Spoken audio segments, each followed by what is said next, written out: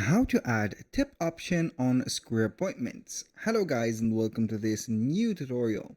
In today's video, I'm going to show you how simple and easy it is to add the tip option to the staff member that will be in charge of your Square appointments, meetings, or the consultations. So the process is going to be very easy and simple. We're going to head over squareup.com. Once we have did that, we're going to sign in for our account, and as you can see, we're going to be on this dashboard. Now, for the Square appointments, after you have set up the calendar, the waitlist, and the online booking when you have set them up, you need only to head back to the personnel or the staff that you have right there. If you do not know the relation about or of the staff to the Square appointments, they're going to be the persons that are going to be in charge within the, let's say here, service. So you can go ahead and have, for example, the appointments set up like that. You're going to name it, set up the information of it, and also you can go ahead and add the service of it and also an item. At the end, you're going to have here a personnel or one of the staff members to take about this specific order or this appointment. So what we're going to do is to head over the staff. Once we have did that, we can go ahead and head over the team. So we can see the team members and then we can manage their permissions. Now, as you can see, we're going to have the team and we're going to be having them just like that.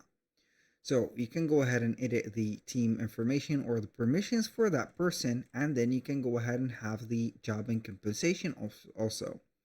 So for the permissions, you can go ahead and edit it individually by adding a passcode for it and also let it do the checkout and also the orders. Now for the tipping, it is going to be very important to let that person or that staff member have the checkout permission. So I'm going to show you here how we can do that. So for the team permission, you're going to have this one. So you can edit the team permission to have maybe not the full access, but basically for the checkout. Activate the checkout for it. Maybe for the orders, you're going to activate it just like that. Once we have did that, it is going to be okay to set up the thing for that member. Now, after I have set up the checkout as an option for that team member, I head over the job and compensation and click on edit.